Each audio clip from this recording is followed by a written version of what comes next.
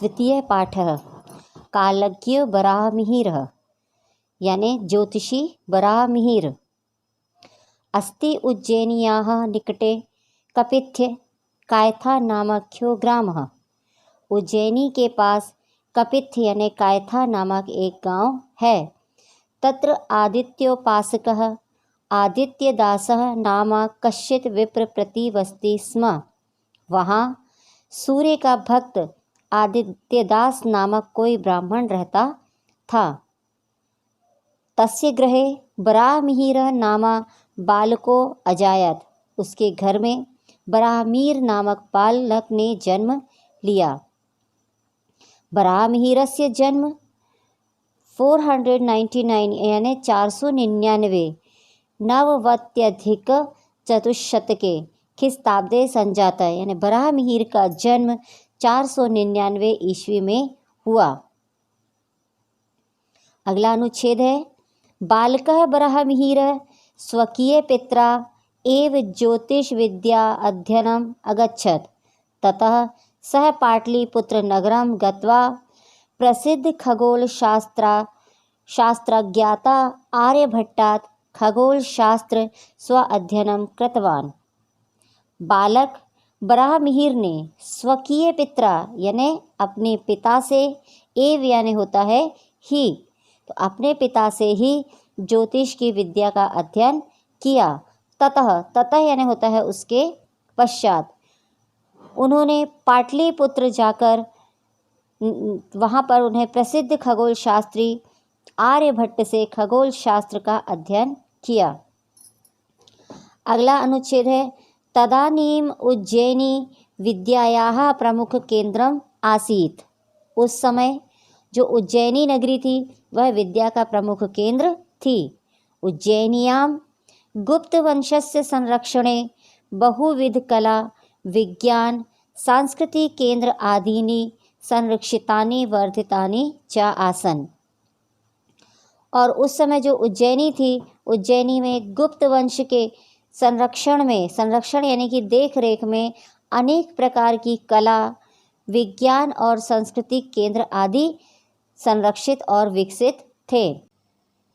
अत्र नानादिग्देशेभ्यः विद्वज्जनानां समागमः भविष्यतिम् अत एव वराहमिहिरो अपि समाप्य अध्ययनम् अस्मिन्नेव नगरे समागतः। यहाँ नानादिदेशेभ्यः यानी विभिन्न दिशाओं और देशों से विद्वज्जनानां यानी विद्वान लोगों का समागम यानी होता है सम्मेलन। तो यहाँ पर विभिन्न विद्वानों का सम्मेलन होता था। अतएव यानी होता है इसलिए वराहमिहिर भी अध्ययन समाप्त करके इसी यानी अस्मिन्नेव यानी इसी नगर में आ गए। अगला अनुच्छेद है वराहमिहिर वेदज्ञ वैज्ञानिकश्च आसीत्। यानी वराहमिहिर जो थे वो वेदों के ज्ञाता और वैज्ञानिक थे। सह गतानुगतिकतायाः स्थाने वैज्ञानिक दृष्टिकोणस्य महत्वं प्रतिपादितवान्। उन्होंने गतानुगतिकता यानी अंधा अनुकरण या दूसरों की नकल करना, इसके स्थान पर उन्होंने वैज्ञानिक दृष्टिकोण के महत्व को समझाया। ग्रह नक्षत्र प्रभाव आश्रितम फलित ज्योतिषम नाम शास्त्रम तस्य प्रिय प्रतिपाद्य विषयो अभवत्। और ग्रह नक्षत्र के प्रभाव पर आधारित फलित ज्योतिष नक्षत्र और ग्रहों के अनुसार जो फल बताने वाली विद्या होती है उसको फल ज्योतिष कहा गया है। उस नामक शास्त्र का उनका जो था उन्होंने उसको प्रिय प्रतिपादन यानी कि उस पर विचार किया जाने योग्य उनका विषय हुआ करता था। तेन कृता काल गणना प्रमाणिकी अस्ति। और उन्होंने के द्वारा भी काल की गणना यानी समय की गणना का भी प्रमाणिक है। भारते फलितज्योतिषस्य प्रथमः आचार्यः वराहमिहिरः एव अस्ति। न तत्पूर्वं फलितज्योतिषस्य शास्त्रं प्राप्यते भारते। भारत में फलित ज्योतिष के प्रथम आचार्य वराहमिहिर ही हैं। उसके पहले भारत में फलित ज्योतिष शास्त्र जो था वो प्राप्त नहीं था। एष एव सर्वप्रथम प्रतिपादितवान् यत् चन्द्रस्य प्रकाशः स्वकीय नास्ति अपितु सह सूर्यस्य प्रकाशेन प्रकाशते। इन्होंने यह भी सबसे पहले समझाया कि चंद्र से यानी चंद्रमा, तो चंद्रमा का जो प्रकाश है उसका अपना स्वयं का नहीं है, अपितु सह सूर्य से प्रकाशेन प्रकाशते, यानी वह सूर्य के प्रकाश से प्रकाशित होता है। अगला अनुच्छेद है वराहमिहिरेण बृहत् संहिता बृहत् जातकम पंच सिद्धांतिका ग्रंथाः विरचिताः। वराहमिहिर ने बृहत् संहिता, बृहत् जातकम और पंच सिद्धांतिका ग्रंथों की रचना की।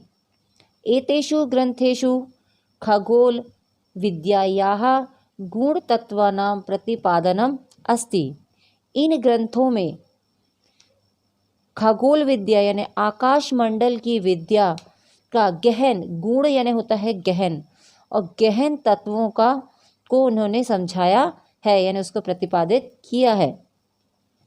अनेन न केवलं खगोल तत्वानां निरूपणं कृतम् अपितु पृथिव्याः गोलकत्वं गुरुत्वाकर्षणस्य सिद्धान्तः पर्यावरण विज्ञानं जल विज्ञानं भूमिज्ञानम अपि विस्तारेण विवेचितम्।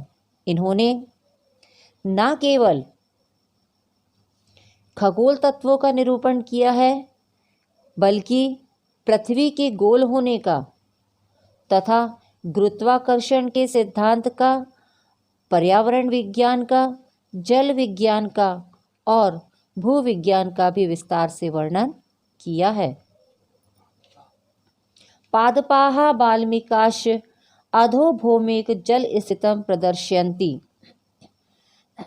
इनका कहना है कि वृक्ष और दीमक भूमि के नीचे जल होना प्रकट करते हैं।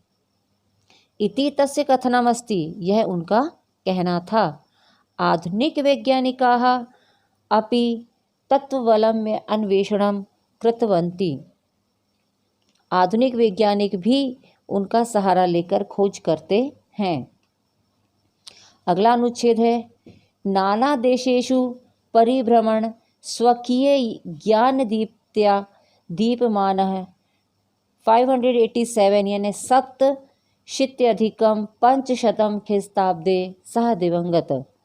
अनेक देशों में घूमते हुए, परिभ्रमण यानी कि घूमते हुए, इन्होंने अपनी ज्ञान की ज्योति से प्रकाशमान वह 587 ईस्वी में का स्वर्गवास हो गया। स्वकीय विस्तृत ज्ञानेन खगोल सदृशं गहन विषयमपि सरलम प्रस्तुतवान। अपने विस्तृत ज्ञान से इन्होंने खगोल जैसे गहन विषय को भी सरल कर दिया था। ज्योतिष विद्या महावर्णम तरतुम तस्य ग्रंथाः नौका एव सन्ति। ज्योतिष विद्या के महासागर को पार करने के लिए इन्होंने, इनकी जो ग्रंथ हैं, इन्हें वराहमिहिर के जो ग्रंथ हैं वो एक नाव के समान हैं। सह महान कालज्ञ आसीत, वह एक महान ज्योतिषी थे। ज्योतिर्विद्यायां तु वराहमिहिरः तिमिरनाशकः सूर्य एव आसीत। ज्योतिर्विद्या में तो वराहमिहिर अंधकार का विनाश करने वाले सूर्य के समान थे।